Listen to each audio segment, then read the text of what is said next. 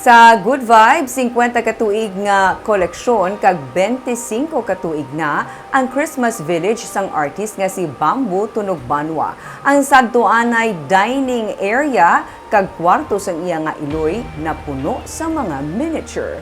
Ma-report si Romeo Subaldo. Pasaka pa lang sa hagdanan sa balay sang artist nga si Bamboo Tunog Banwa, napuno na ini si Christmas lights kag decors. Covered sa red carpet ang hagdanan. Pagsampot sa ibabaw, may bilin na nga maga-welcome sa imo. Ini ang latest nga collection, ang bilin sa Bethlehem.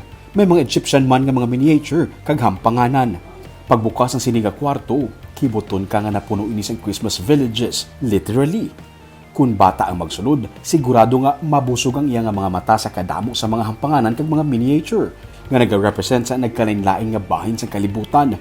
May Paris, Amsterdam, mga glass houses, may Chinatown. May Disney characters, Mexican Village, American, 1950s kung retro-inspired, kag Victorian. Sa Victorian, mas dalago ang characters kung ikumpara sa ibang nga villages kay ini ang iya pinakaunang nga Christmas village. Ari, amo gini. Ini sa pinakauna. Balay. Diri ka nagsugod. Original gini yung balay ni. Oo. My first village sa lang ni ka plywood. Sa kanako. Ang iban sa mga collections niya gikan pa sa iban nga mga lugar kag 50 years old na. 25 na katuig nga ginahimo ni Bamboo ang Christmas Village, kag kada tuig may bag-o nga ginadugang. Sa kapuno sang kwarto, pati ang ibabaw, may mga landmarks naman. Huben pa lang si Bamboo na namian na siya sang Christmas cards, kag ini niya nangin inspirasyon nga magsugod sa paghimo sang village nga Christmas inspired. I think ang love ko sang gamay ko sa mga Christmas cards, may mga snow, may mga Santa Claus. I think Sa start. that was an inspiration enough. That was 25 years ago. Mga 50 years ago pa. 50 I started collection sa mga 25 years ago lang.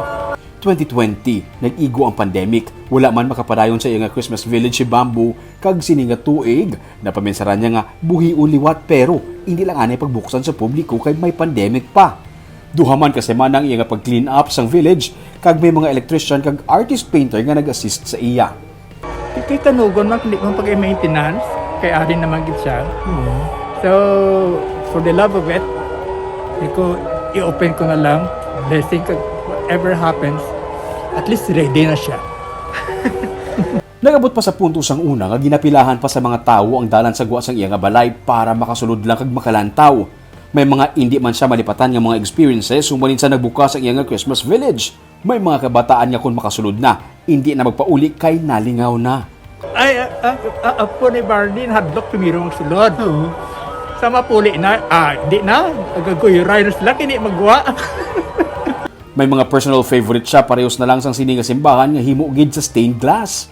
Kung imutaran mo ang kada village kag hibaluon ang istorya sa likod sini, maubos ang bilog mo nga adlaw. Sulod sa kay Bamboo, mauti ang ini nga hobby pero kung naghatag sang kalipayan, hindi ka na makauntat. Subong nga nagamat-amat na halog ang paghihos ng tawo, nagalaom siya nga magsigi-sige na para liwat niya mabuksan sa publiko ang iyang Christmas village kag makahatag sang kalipayan sa iban.